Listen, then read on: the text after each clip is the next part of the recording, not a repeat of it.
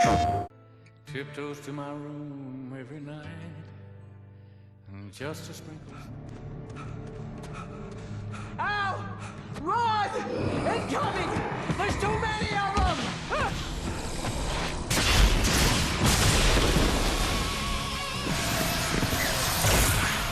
God damn!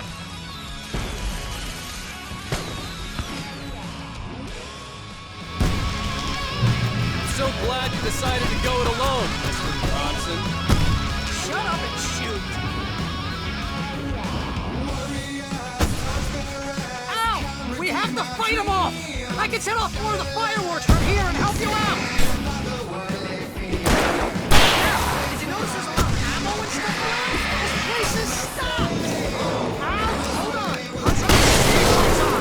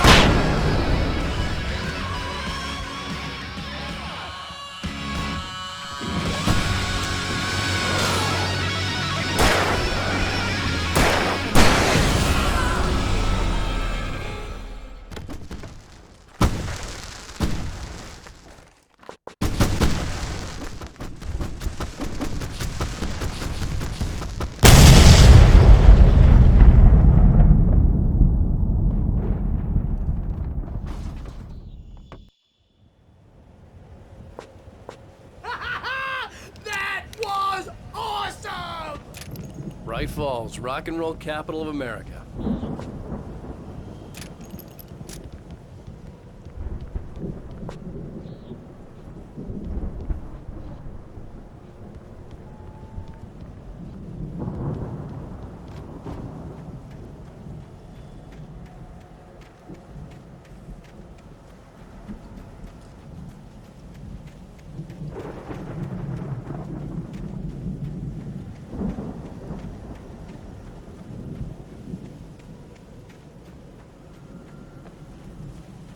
Hey, Al!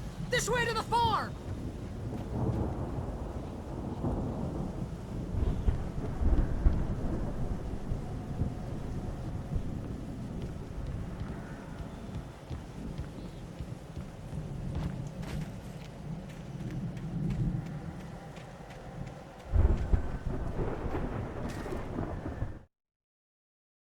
Deputy Mulligan tuned Thornton's chatter out.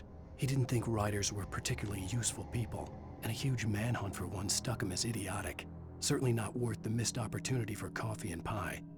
It wasn't even clear what the man had done, except run from them at the trailer park. Mulligan knew he wasn't alone. The sheriff's patience with the Fed was running out.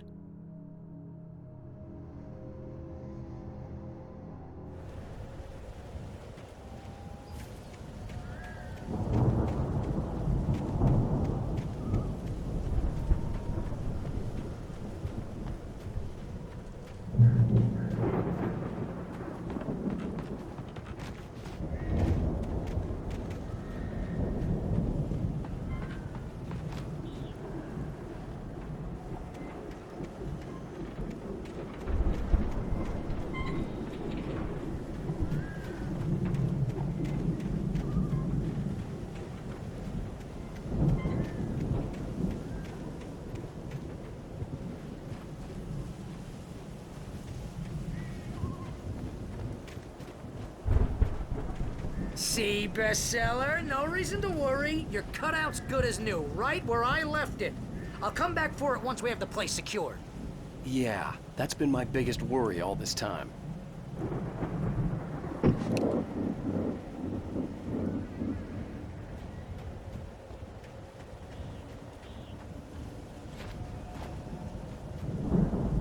We need to get this thing moved out of the way. This is as far as I got before they ambushed me.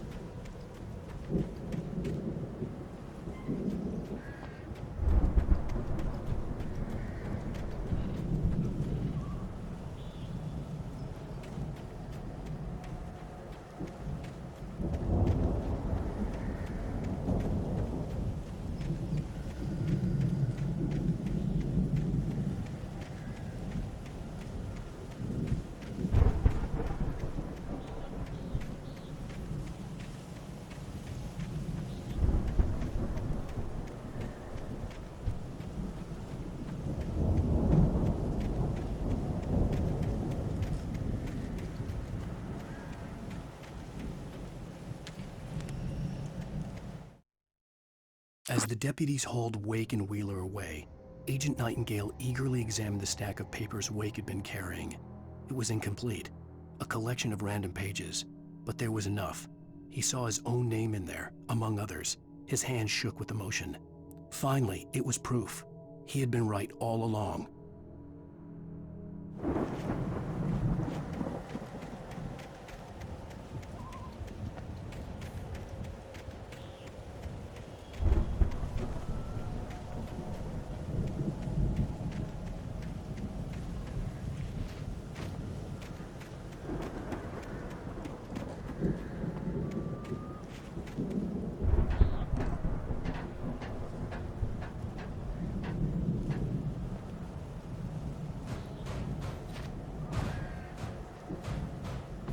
Hey, I think Alan Wake here has something to say. What's that, Al?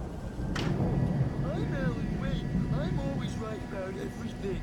And if I don't get my way, I'll sulk all day long. I'm always intense and moody and make me very attractive and mysterious. Right now, I'm just standing here because I need my best friend Barry to carry me. But that's okay. I can just take him for granted. I think I see what you did there. Yeah, it was pretty good. You want me to do my imitation of Barry Wheeler? No? Thought so.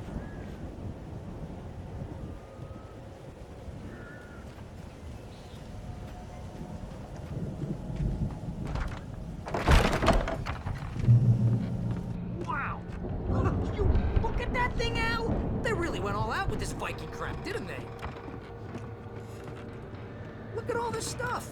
They must have done okay for themselves, so how come I never heard of these guys before? And this from the guy who learned about Ozzy Osbourne through reality TV?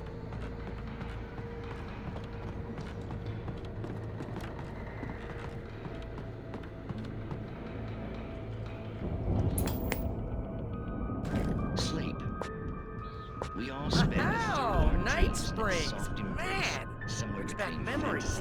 Hey, remember when I got you that gig? Your first real writing job. What got you started? Was this one of your episodes? In Night Springs. Tonight's episode, The Dream of Dreams. That's by someone else. We join Mr. Jones as he explores the endless dreamscape, only to be brought to a sudden stop by a decidedly mundane situation. A long line of people. Hey, Jones, right? Listen, we're gonna have to wait until His Highness over there is good and ready. Oh, wow. Who's that? You don't know him? What are you, new? He's the guy dreaming us. Well, not just us. He dreams everything. All of this. But wait, no. I'm the one who's dreaming. I'm asleep. Isn't this my dream? Oh, yeah. Sure. Get real, pal. You're just another dream. I'm a dream. You're a dream.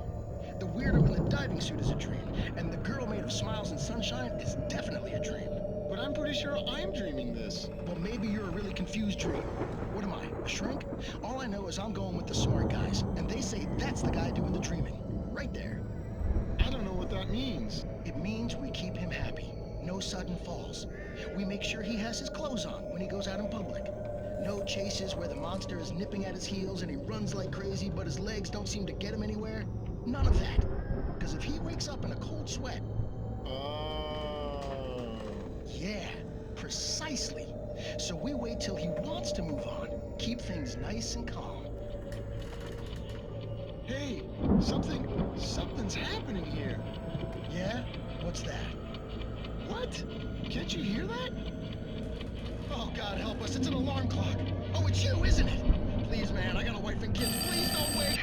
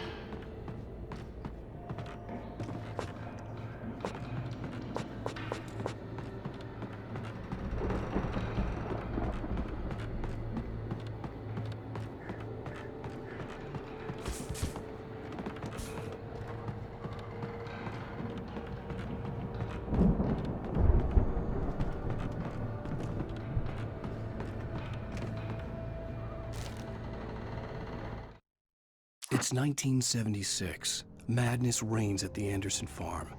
Contrary to all logic, the headiest ingredient of their moonshine is unfiltered water from Cauldron Lake. The Andersons feel like gods. Odin can't stop laughing. He contemplates cutting his eye out. Tor runs across the field, naked, shrieking, hammer in his hand, trying to catch lightning.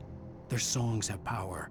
Something ancient is stirring in the depths, coming back. The Viking boat looked imposing, almost like a battering ram.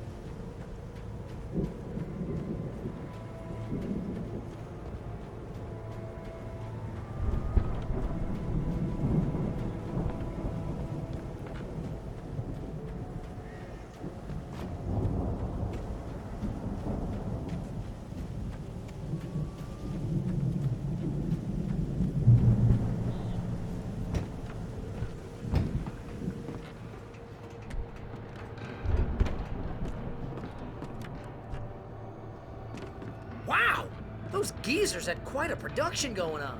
Ooh, you know what, Al? If we make it through this alive, I'm gonna start representing them. Yep, sell this stuff online, maybe get a reality show going, release a new single. Good luck with that, pal. Hey, you find us a way out here, okay? I'm gonna take a closer look at this stuff.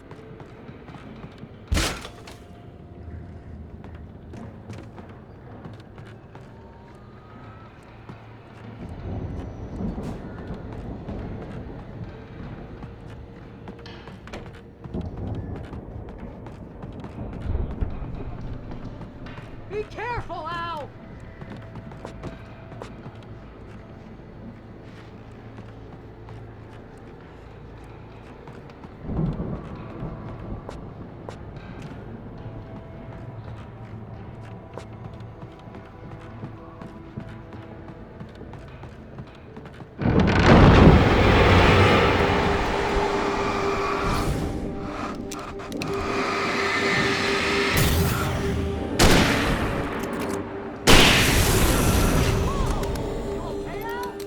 I'm good. Keep your eyes open, okay?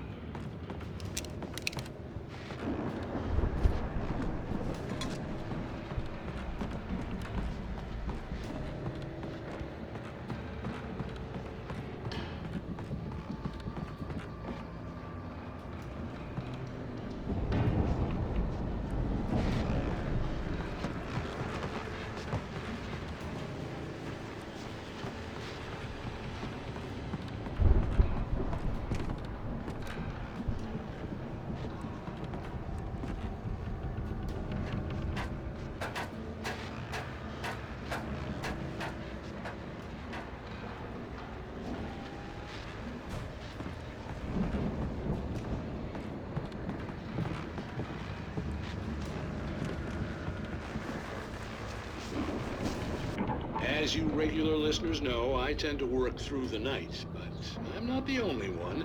Deputies Mulligan and Thornton are taking a couple of moments off their busy schedule to join me here in the studio. Boys, how busy are you now? Deerfest is almost here, isn't it? I bet that keeps you in business. Pretty busy, yeah. Actually, Pat, we've been real busy with other stuff, which concerns an ongoing investigation. We can't talk about that, Thornton.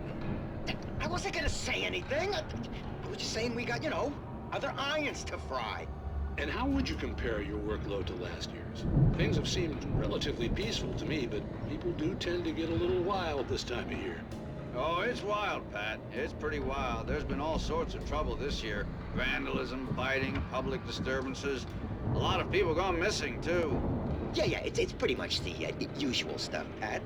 Just, you know, a lot more of it. Now, is it just me, or does Deerfest get wilder every year? People seem to be more drunk, at least, or they start earlier and younger. Oh, it's definitely not just you, Pat, but... Definitely, Pat. Hey, I'm talking here, Thornton. Oh, shoot, I lost my train of thought. Not just me. Oh, yeah, it's wilder, Pat, but actually most of the trouble seems to be coming from grown men. People who ought to know better, you know? Kids are doing fine this year. Well, that's nice to hear at least. Boys, I want to thank you for stopping by. I'll let you get back to your patrol. Sure thing, Pat. Yeah, sure thing, Pat.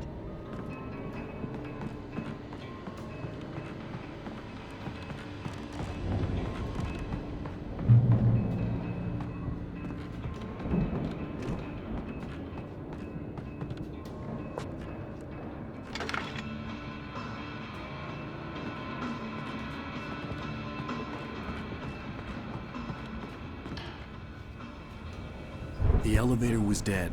I'd have to get some power to it first.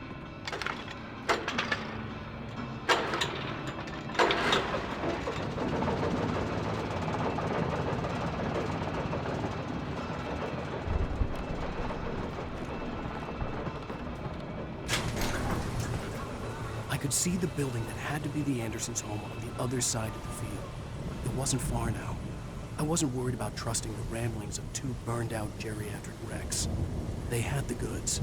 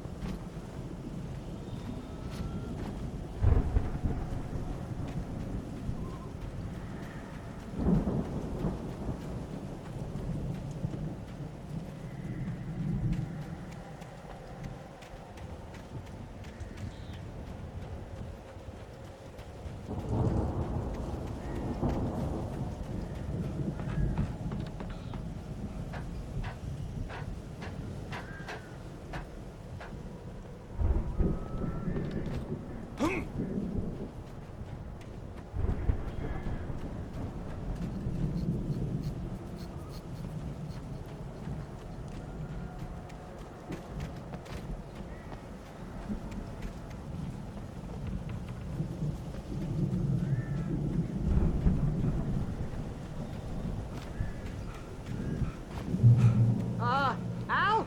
Is that you out there, buddy?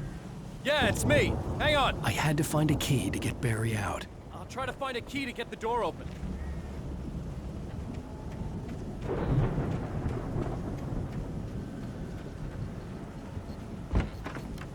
Hey, what's the holdup?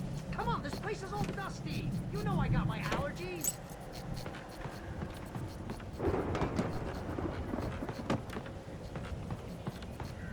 Come on, Al, open the door already. Seriously, I don't like it in here.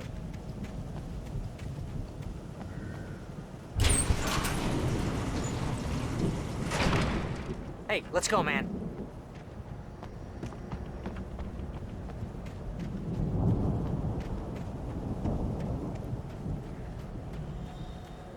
I think we're gonna have to work together to open this gate, Al. Looks pretty heavy. Ah! Hey, I think that's the farm on the other side of the field. We're almost there. This farm is a crazy place for crazy people. We should feel right at home then.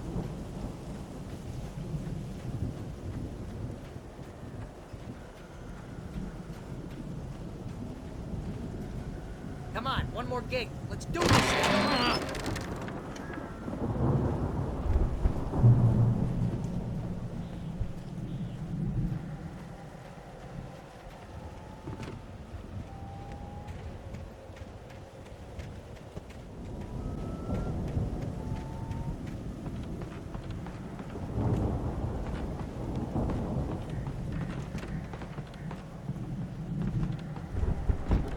The lights are out. I guess we better check the fuse box.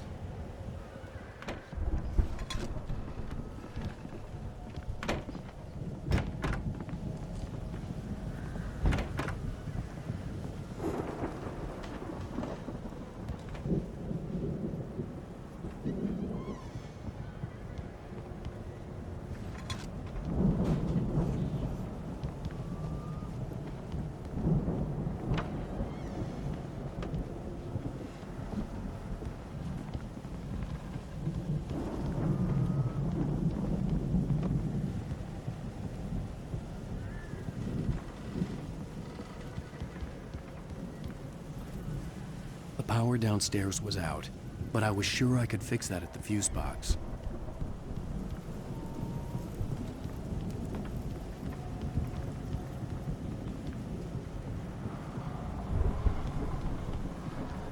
You know, this place looks kind of lived in. I thought the Andersons were in the booby edge. Come on, Al, let's get the lights on, huh?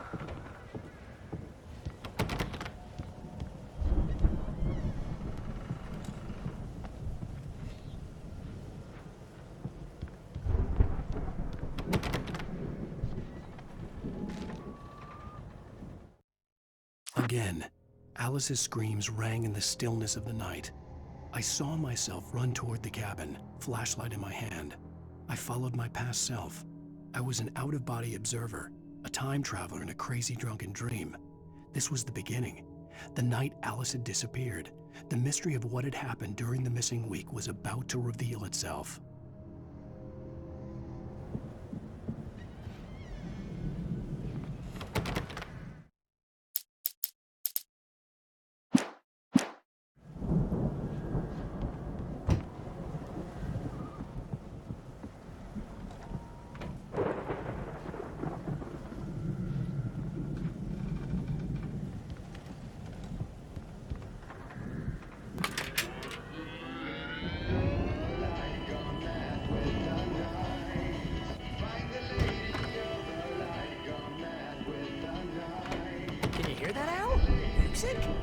Of course. We need to find where it's coming from.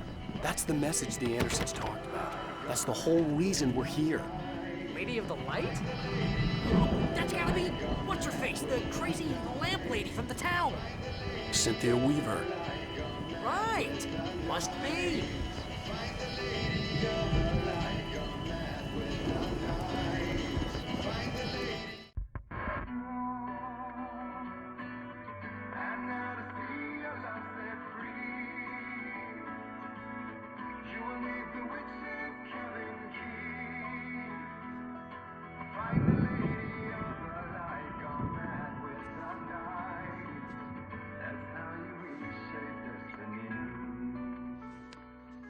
Okay. We need to find Cynthia Weaver. We'll stay here for the night and head back to town as soon as it gets light.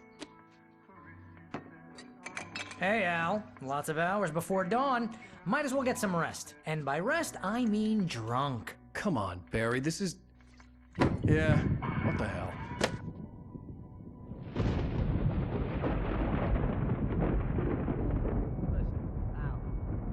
I'm sorry about this. No, seriously, because I know we don't get along, but we're gonna find her, right? And even though you're a crazy bastard, I'm gonna stick by you, no matter what, ever, Al. Sure, you're like a brother. I'm a writer, goddammit. Correct. If I just wanted to, I could write 10 books a year. And they'd be the best books that year. No, you couldn't. That's right, I couldn't. But I could, because I'm a writer. What? What do they put in this stuff? I feel like my brain is coming out of my nose. I'm gonna get the recipe off those coots and be a booze millionaire. I just miss her, Barry. I just want her here with me. I know, Al. I know. It's gonna be okay. We're gonna make it okay.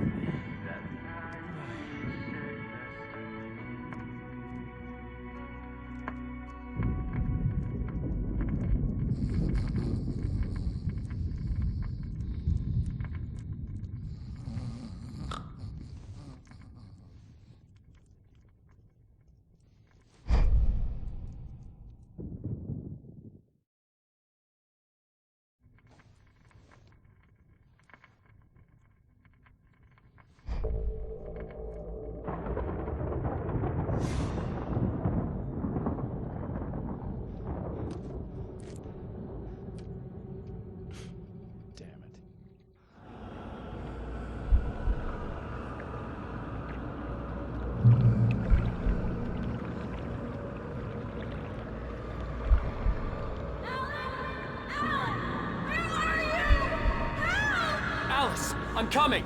It's all right. I'm coming. It was a crazy drunken dream, and yet it was more than that. It was the truth, a suppressed memory unearthed by the Andersons' moonshine. I was there, an out-of-body observer.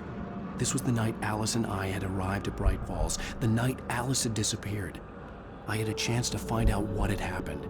I remembered being surprised to see the cabin dark. Alice would have never turned the lights off.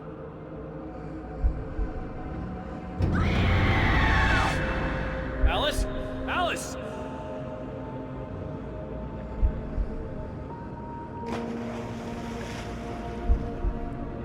I remembered thinking I caught a glimpse of her form underwater, sinking into the darkness.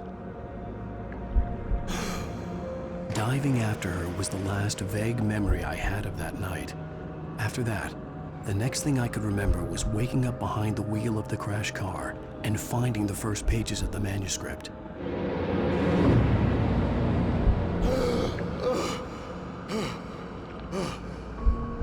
I couldn't find her in all that blackness. I must have thought she drowned.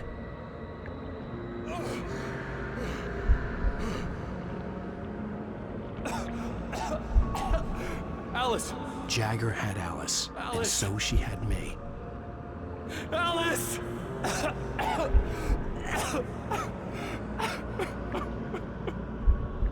I'd been easy prey. Look at the cabin. Is there someone in the window? Alice? Maybe she didn't drown after all. Maybe she's inside. Alice! Yes.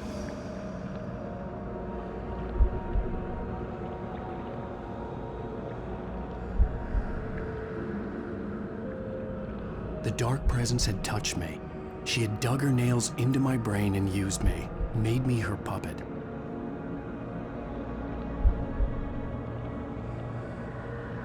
She must be here somewhere.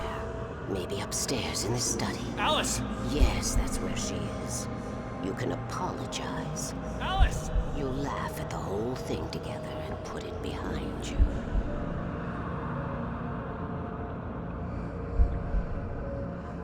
Alice? She's not here. You were foolish to think so.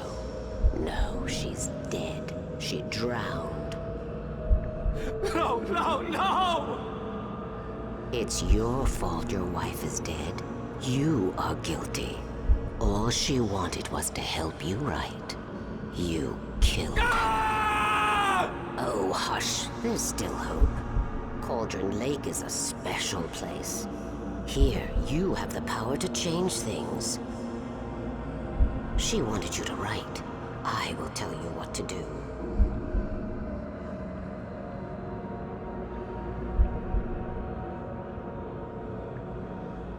You can write her back.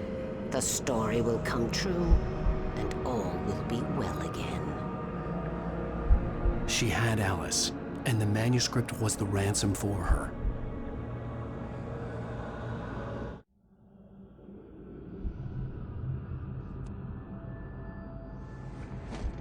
Yes.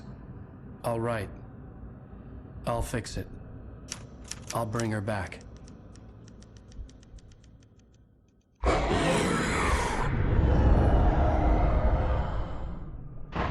No. I wrote it. I remembered it all now. In the dark, I'd written for days, a week, almost a complete manuscript of a novel entitled Departure. Jagger had been my editor, whispering in my ear, making sure that the unfolding story would make her more and more powerful. I thought I was saving Alice. Even with the cobwebs she put in my head, some part of me had been aware enough to write my escape into the story, to bring a light into the cabin to release me before I could finish, to interrupt the horror story before the ending, where darkness consumed everything and everyone. Zane was weak and far away, but I had written him into the story, and his light had been enough to set me free. It isn't here now. I'm here because it was written. I brought the light to set you free. You must hurry. It will know I'm here. It will be back soon. It stole the skin of my Barbara a long time ago. She looks so old.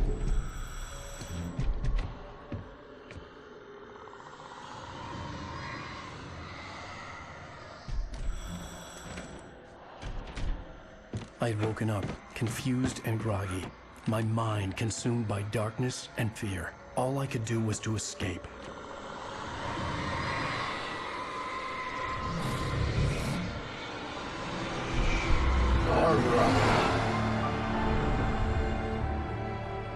The week spent in the cabin had taken its toll. I was barely conscious, and fading fast. It had to have cost Zane terribly, thrown him even deeper into whatever dark place he now haunted. But he had managed to weaken the dark presence, kept me safe that night.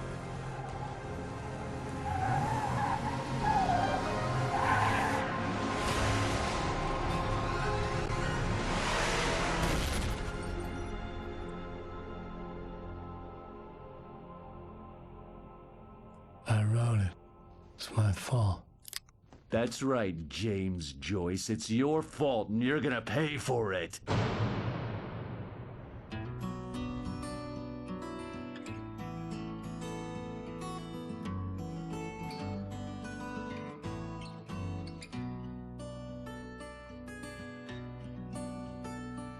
There's an old town road with mystery of Tom the poet and his muse, and a magic lake which